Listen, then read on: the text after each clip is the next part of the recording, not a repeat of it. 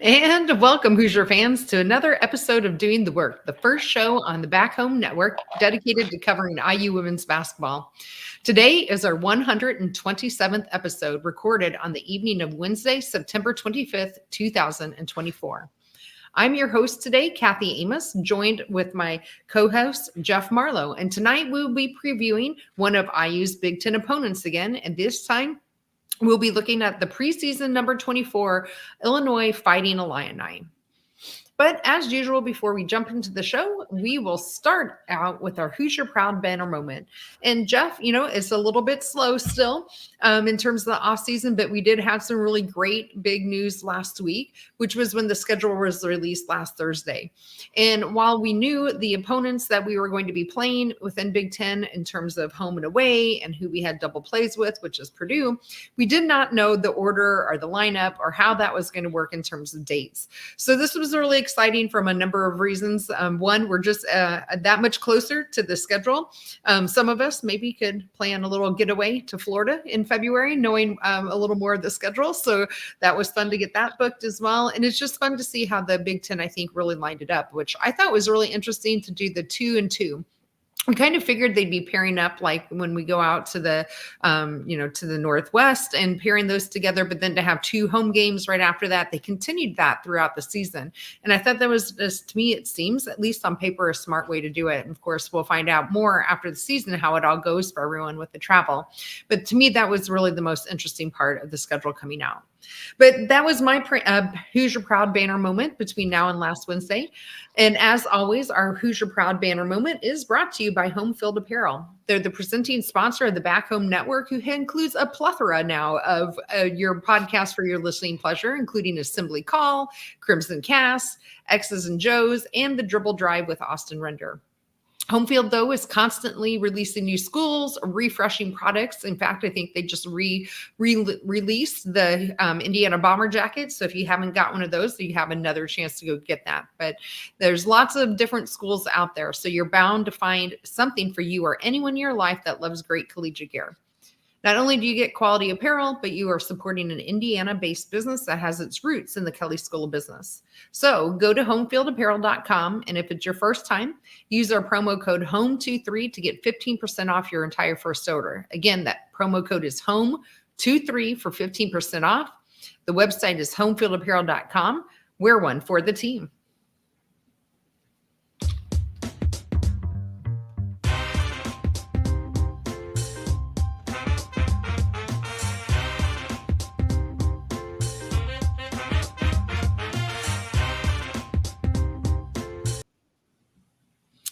So I'll hit a couple other quick news headlines again. We just went last Wednesday, and it is off season, so not a whole lot. But just as a reminder, for people that didn't see, they did have Media Day on Monday, so you can go out on Twitter if you want and see some of those things. Today was the first official practice. I know they've been practicing a little bit together here and there, but today was the first official practice on the floor. And then Grace Berger will be playing in Turkey this winter. So that is some of the news headlines for us today. But Jeff, let me kick it to you. What are your Marlow's musings for today? Just mostly about the schedule. Again, like you said, Kathy, we knew about the teams we were playing, and I was not surprised by the double plays, but I think it's something we're going to get into as we get deeper into closer to the season. We're going to do our preview of IU next week a little bit and talk a little bit about schedule. We'll have a prediction show coming up. But yeah, you look at the schedule and you would think, pretty good home schedule.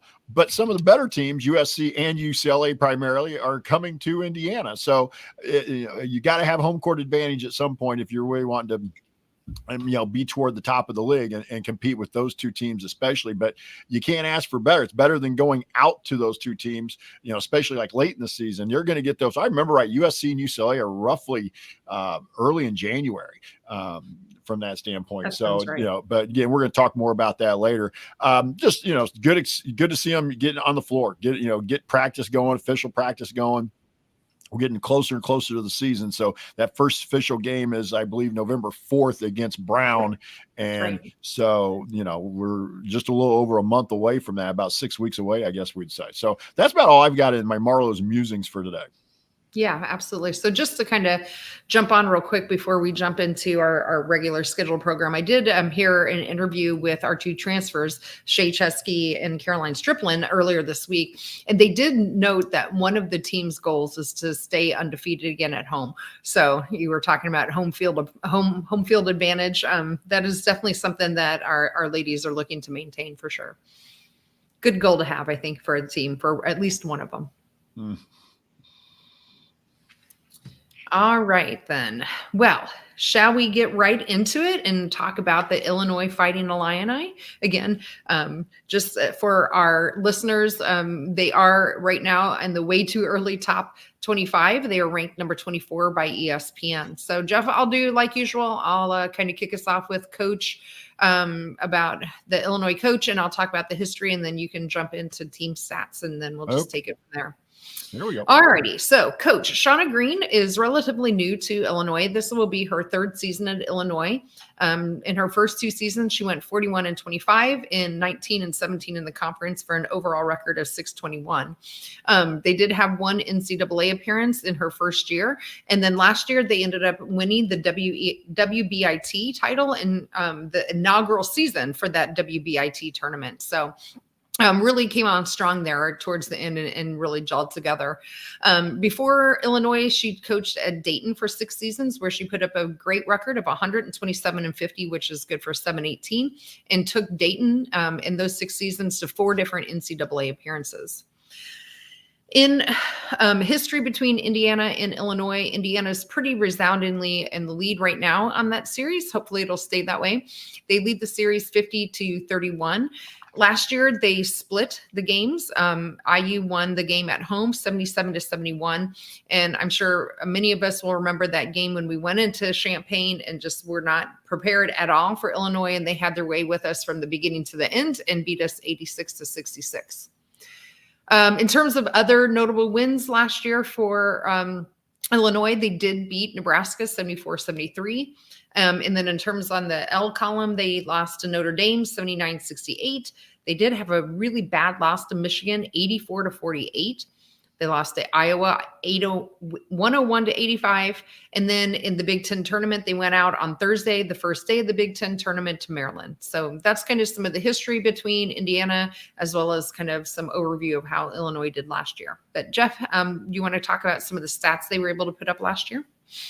Yeah, before I get to that, though, Kathy, let's go back to last year and kind of look at that record and finishing up there last year. This was a team that a lot of people thought was going to battle for a top 4, top 5 place in the Big Ten coming off the year before. They'd made the tournament. They had a lot of people returning. And so you got to say this team last year underachieved. They really, and it showed up early. They got beat by Notre Dame in what was considered a marquee game. They lost a tough game to Marquette. And then, like you said, I think early in the Big Ten season, that blowout by Michigan, when Michigan was still ranked in the top 25. So it was a team that really struggled to find its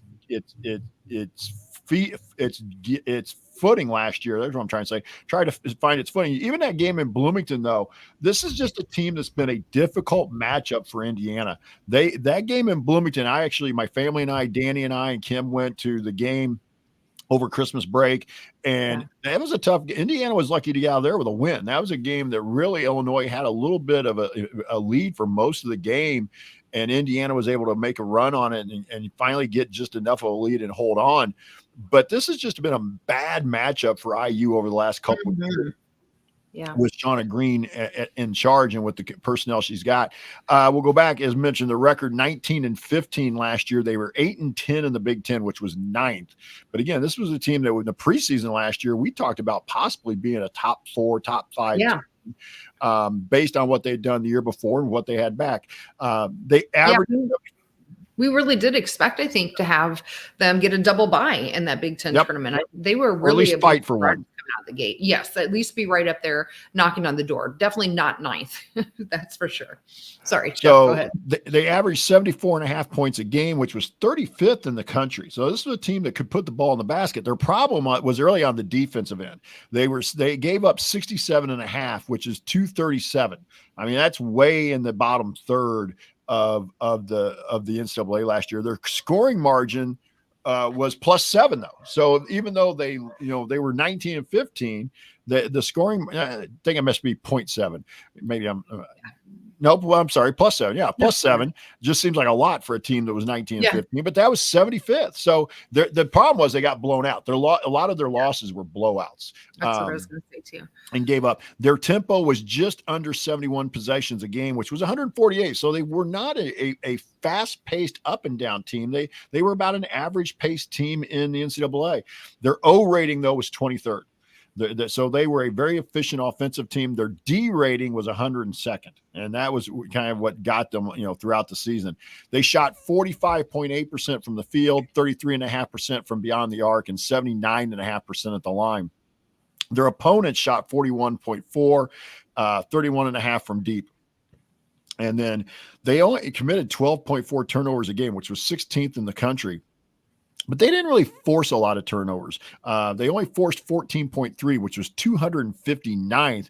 And, so that they were a plus, basically plus 1.9 there on that, or minus 1.9, but they were positive. They were forcing more than they were giving up.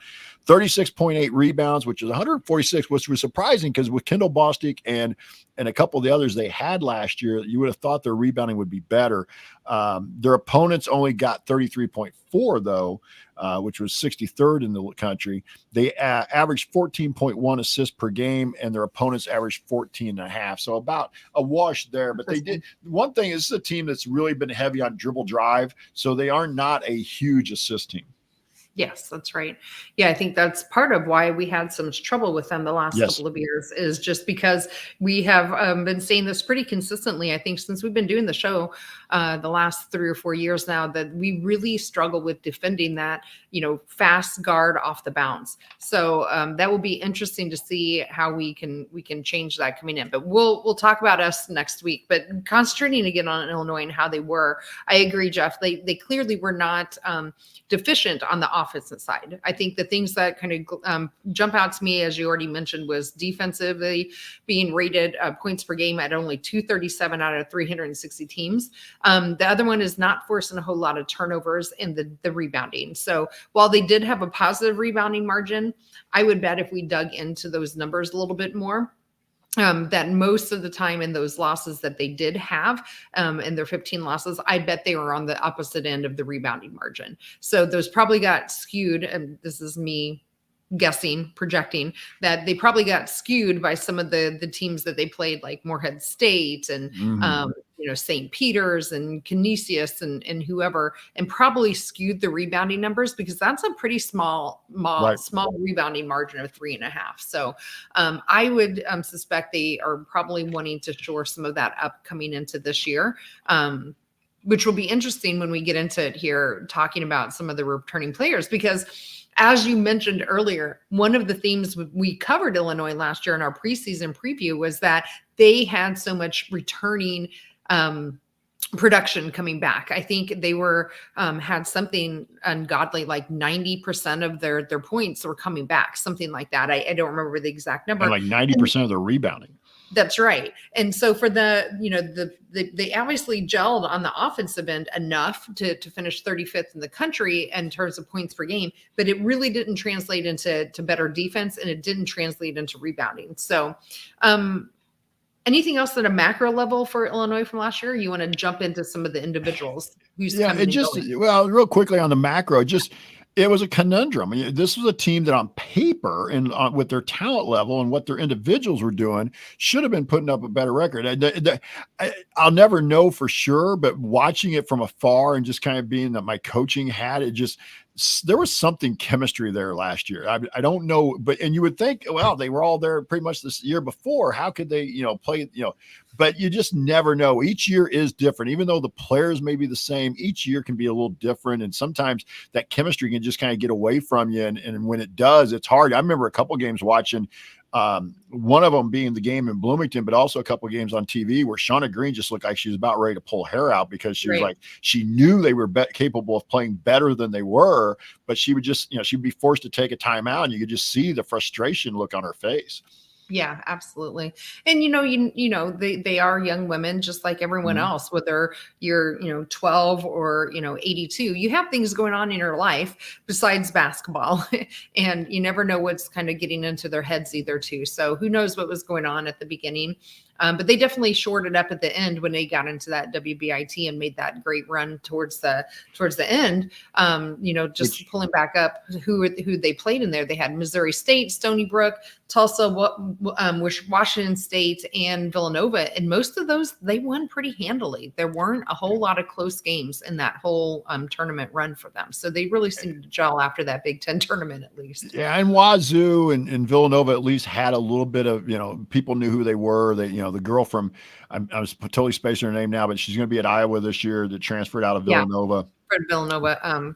Big time scorer. Yep, But exactly. Wazoo has some decent talent. But a run like that, Kathy, where you even though it's a kind of a lower tier title, you just won 5 games in a row to, kind of finish your season out, and you got some hardware out of it. It might be enough to propel you into the next season. That's right. Absolutely. Okay, cool. Well, let's talk about who are the returning players. We've kind of been hinting around at it that they have people coming back that were pretty productive for them last year. In fact, their top 4 scorers from last year are all returning.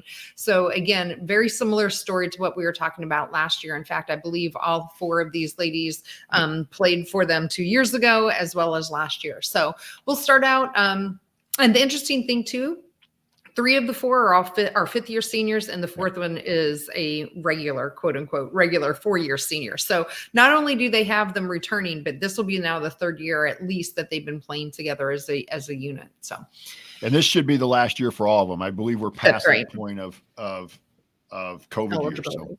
Yes. So they'll be looking like a very different team next year for sure. But this coming year, they do have Makaira Cook coming back. She's one of the 5th year. She's the 5'6" guard. She played 35 minutes, averaged 16.4 points per game, 3 rebounds and 4.5 assists.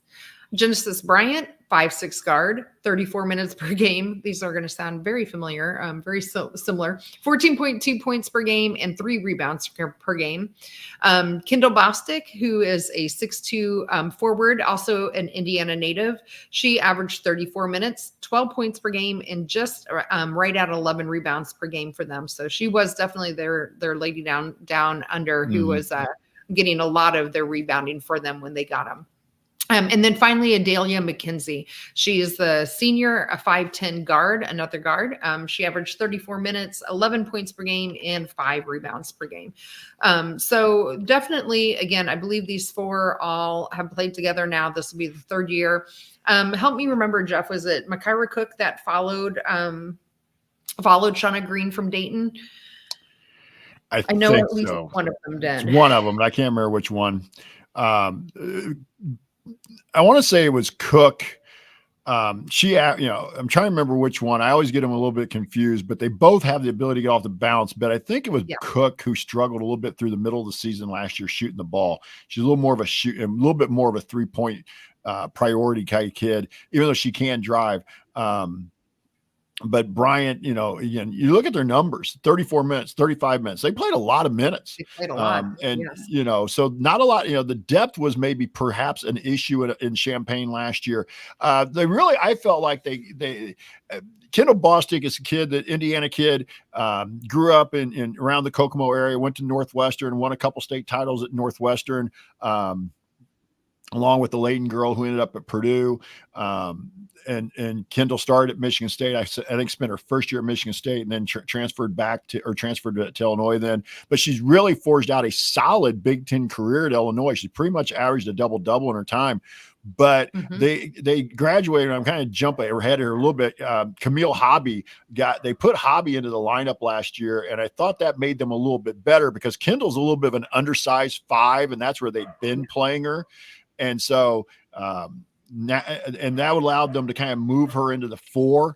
And I thought was a better position for her. But again, the one thing, even though that Kendall's a little bit undersized, she plays pretty well overall. And my puppy's barking at something out the window. But anyway, They do that. Mackenzie's, just to me, Mackenzie's the ultimate role player with that group coming back because she's not really demanding a lot of touches. She's just, kind of does her role, doesn't have to be the star. But obviously Cook and Bryant are the kind of the fuel that make it go. Yeah, that's right. So a lot of people coming back from their core group. Again, that's their top 4 scorers from last year. So transferring in is they have one transfer, Jasmine Brown Hager. She's coming from Mississippi State. Another guard, 5'9". She's only a sophomore. She played 1 year at Mississippi State where she averaged 8.7 minutes, 2 points per game, and 1.5 rebounds per game. She is a former 4-star. She came from Example Academy. And then her highlight of last year was when she played in the WBIT as well and scored 17 points against Georgia Tech. So that was kind of her highlight from last year. But other than that, Jeff, I don't really know a whole lot from Jasmine based on her production of 2 points per game and only having 8 minutes at Mississippi State. This is, again, me just guessing here. Unless she makes a big jump, I don't know that she's going to be like replacing that starting position, but maybe coming in off of the bench. But any thoughts on how Jasmine might fit in with Illinois' rotation next year? Honestly, off the bench, because she's not taking Bryant or Cook's place. I think maybe brought her in to make sure they'd be ready to have somebody to take their place in a couple of years. Yes. That was I agree. She's got to make a jump. Also, sometimes you just look at that and maybe, she probably thought going to Mississippi State would be a good place. Obviously you try to pick the best place for you, but got there and found out it wasn't the fit that she thought it would be. So, but yeah, a 4-star who basically only got about 9 minutes a game, 2 points a game, 1.5 rebounds. That's not lighting up the stat sheet. And Mississippi State, at least is kind of the last 10, 12 years, has been a pretty solid SEC program. So obviously they fell off a little bit last year at the minimum because they were in the WBIT. Yep, absolutely. So Jeff, you want to talk about the incoming freshman? Yeah, I'll go with start with the freshman, Barry Wallace, 6'1" wing, a 5-star. She was the number 20 recruit overall, according to ESPN, coming out of Ohio. So again, Shauna Green able to use probably some connections she had built up in her time at Dayton, a McDonald All-American, a 3-year varsity letter winner in volleyball. So again, a kid who's probably got a little bit of ups, in terms of, having played volleyball that don't know for sure, but at 6'1" sounds to me like she would have been a hitter in volleyball rather than a setter. You never know, but she was 3rd in the Miss Ohio basketball voting. So, but again, a 5-star, number 20 overall, that's a big get for Shauna Green at Illinois, where that's not a place that historically is getting a lot of McDonald's All-Americans out of the incoming recruiting class. Then they got Irene Noya Catoya. I hope I say that right. Catoya, 6'3". She's out of Spain. Played on Spain's 3-on-3 U17 team in the Euro Cup in 2023. So she has a little bit of international experience as well. They've also got Mia Zanira, 5'11", and Haven Smith at 6'6". But we don't know much about Zanir or Smith. Excuse me. And I don't know a ton about Wallace either. Yep. But it looks like, a really solid number 1 recruit, a decent international kid, but the other two, and Zanir and Wallace, probably right now you're probably looking at role players, maybe just to fill in off the bench. Yeah, that's what I was thinking about those 3 as well. I think the highlight for sure, obviously, is Barry Wallace. She's a 5-star, a McDonald All-American. I would suspect, again, she's 6'1" at a wing. Looking at the 4 players that they have coming back, you have a 5'6" guard, a 5'6" guard, a 5'10" McKenzie, who's listed as a guard, and then 6'2" Bostic. I would suspect that Barry might slot into that 5th rotation line spot right now, our 5th starting spot for them. But, that, again, not knowing how some of the other ones are coming, you never really know. And in fact, I think they had another player, Bryn Shoup Hill, also out of Indiana, originally from Goshen. She had some injury problems. And I think, she was one that was at least expected to be a little bit, I think she followed her from Dayton as well, as I kind of look up some additional information on her. I just knew that she had some injuries last year, and you never know, again, how somebody coming off of injuries might be able to step up and kind of fulfill a little bit more of what they were expected to do compared to what they did last year or the years before. So she's a kind of a wild card for me, missing a few games here and there over the last couple of years due to some injuries. But what are your overall thoughts on the freshman? I do think that they're going to need some production out of Barry Wallace for sure. Well, I agree. I think Wallace gives you, like I said, you have a strong number one recruit. The rest of the class is not making you jaw drop going, wow. But Wallace is obviously a very good recruit. As I mentioned, for Illinois to pull in a 5-star McDonald All-American is not something you normally see at Illinois. Yeah. Yeah. And maybe, as a freshman, maybe she doesn't start. And like I mentioned, Bryn Shoup-Hill, who did start at least 12 games for them last year, maybe she ends up being that starter at the end of the day. Either way, I'm quite confident that we'll see Barry Wallace predominantly in their kind of rotation. So Jeff, I don't think in terms of players lost, they had a whole lot. They just lost, as you mentioned, Camille Hobby. She started 22 games for them last year, averaged 28 and a half minutes, 11 points per game, and 5 rebounds per game. So, I think we've kind of covered their main rotation. I don't think they are going to be, rotating. Last week was Nebraska, and we talked a lot about how they played pretty deep into their bench. I don't think we'll see that from Illinois. They didn't do that last year, and I don't see a whole lot more coming back from them from last year unless they make huge jumps. That makes me think they're going to play much more than probably 7 or 8 in the rotation. But what do you think overall in terms of, if you were guessing on their rotation, what it might kind of look like in terms of numbers? I think you're looking at the 4 returners and Wallace. And then, like you said, you mentioned the girl that played a little bit last year. This is not a team that's been very deep.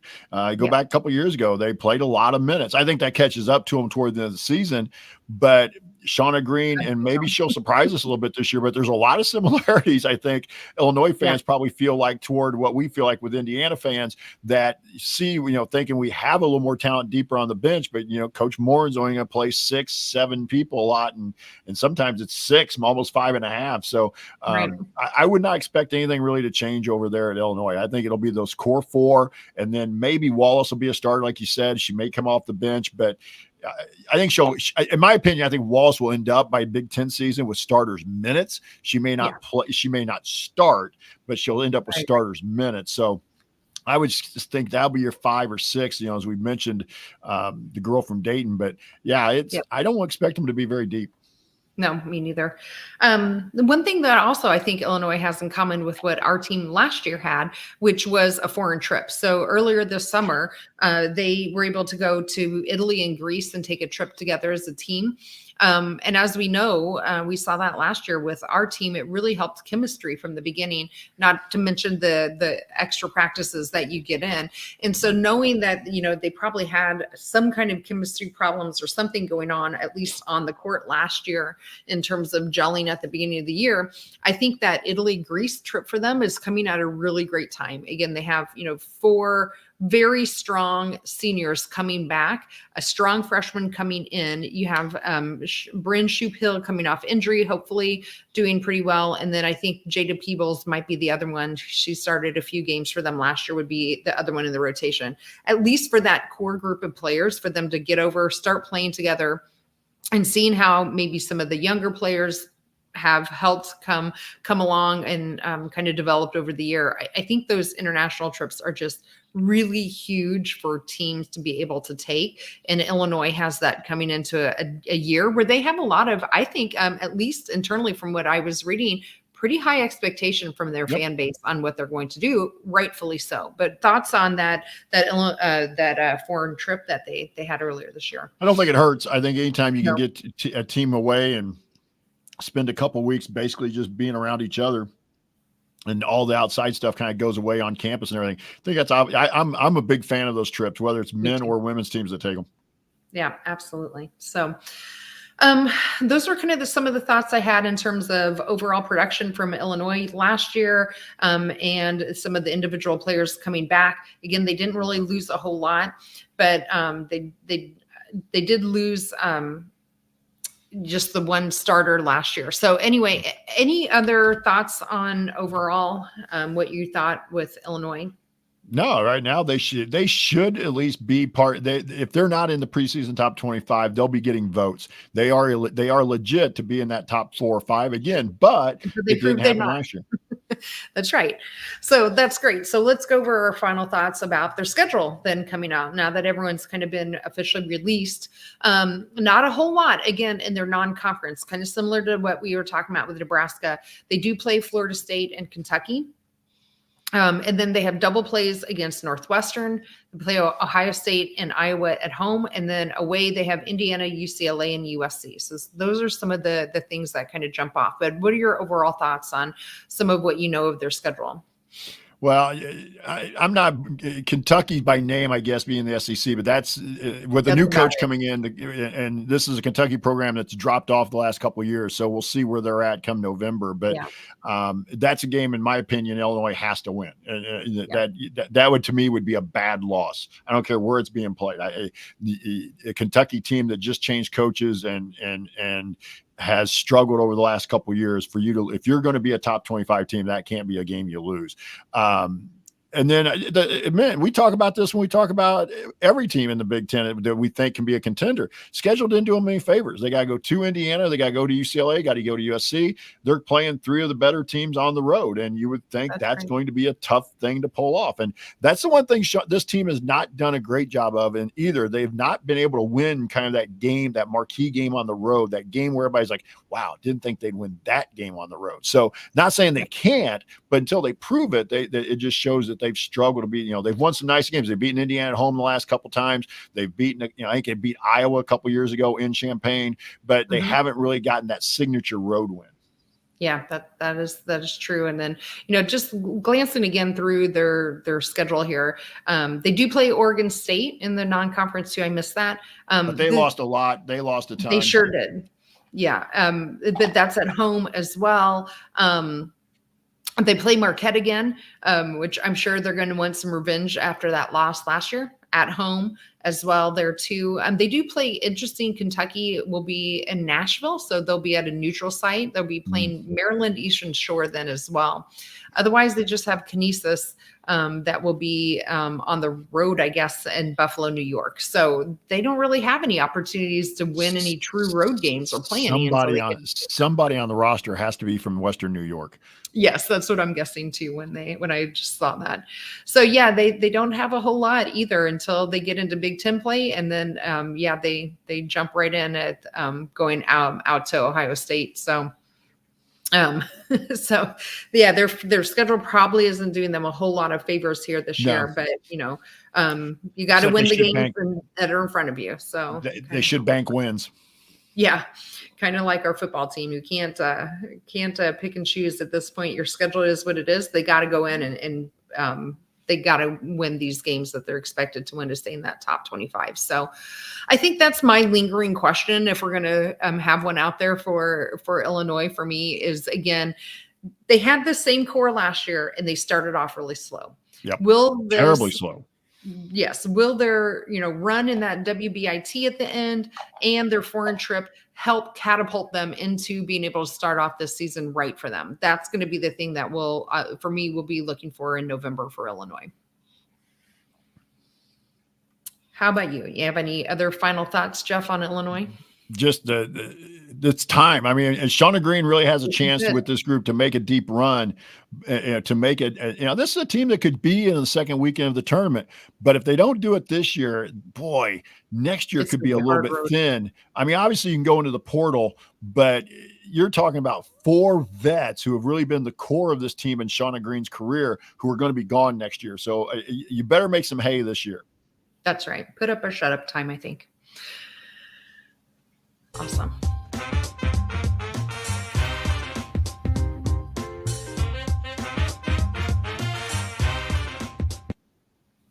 All right. Well, we were short and sweet tonight, but our next show will be in a week from today on October 2nd, if you can believe it's almost October already. And we will be diving into our Indiana Hoosiers. So we'll see if we'll keep it short and sweet next week. There might be a lot for us to kind of pontificate on next week, but that is what we'll be covering off with you next week. And if you want to see us. Hey, before you go too far, I'm going to throw a little wrench in here. Prediction for this week. Football. Oh, well, I'm predicting Indiana to cover. I hope so because I got money on it. So, Well, that doesn't mean they're winning. I don't know what the spread is. no, they're expected to win by 7. Okay, so Yeah. they're giving 7. All right, I got Indiana 27-17. Okay, well, I'll take that. Yes. And we're going. I'll be there at the game. So if anybody, we're over in the forest. If as long as it's not raining, there's supposed to be the hurricane remnants are supposed to be coming up Saturday morning. So I hear that. hopefully it won't be a muddy mess. But we're hoping to tailgate over. If anybody gets an opportunity, if it's not pouring down rain or raining, we're going to be tailgating. My wife and I will be tailgating over in the Forest Ave grass lot. So if anybody wants to stop by. Well, that's fun, Jeff. Enjoy that. I'm jealous. We won't be making it to a football game this year, although I will be back in Indiana this weekend, but I will be back in my hometown going to a high school reunion and visiting family. So no football on the docket this year. So maybe next year. Okay, so again, for our upcoming schedule next week, October 2nd, at the same time, 8 Eastern, 7 Central. If you want to see us do the show live and be part of our live chat, make sure you subscribe to our YouTube channel, which you can find at youtube.com/@BackHomeNetwork. You can also be part of our private community as well. You can find out more at assemblycall.substack.com. Special thanks to John Ringer of Riggs Design for designing our logos on the screen. A big thank you to Bob Thompson for the music that you heard throughout the podcast. And most of all, thank you to all of our faithful listeners out there who join us now every week that we are highlighting all of these fun Big Ten teams. And thank you for listening, whether you're live or after the fact. But we will be back to talk IU hoops with you, specifically IU hoops this time in 1 week. But until then, keep your elbow in and your eyes on the rim, and let's go Hoosiers.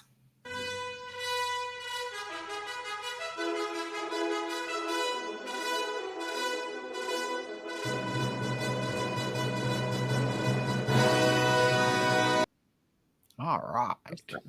And wrap. Well, that's great, Jeff. I'm super excited, and I'm a little jealous you're getting to go to the football game. But we were originally planning on going to their opener on Labor Day weekends, but then we ended up making other plans and going to Chicago with a friend. So then nothing else kind of fit into our schedule. But we are planning on coming back for a men's basketball game in February. So we do have we'll get back to Bloomington this early this year.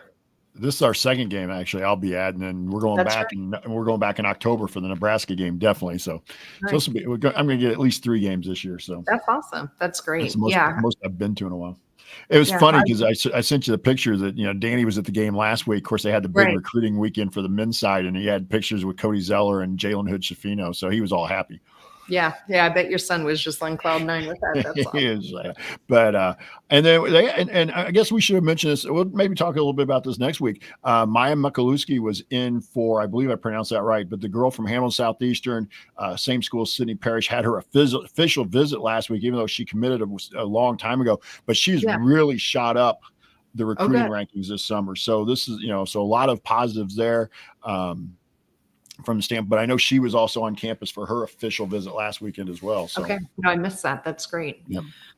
Awesome. Well, a lot of fun things going on for sure. And you are back in teaching school, so back in full swing of things. And I bet you're just having a blast and official empty nester now too. So that's great. We're empty nesting. Awesome. So. All right. Cool. All right. Everybody. Well, we'll talk everybody in a week. See ya. Bye-bye.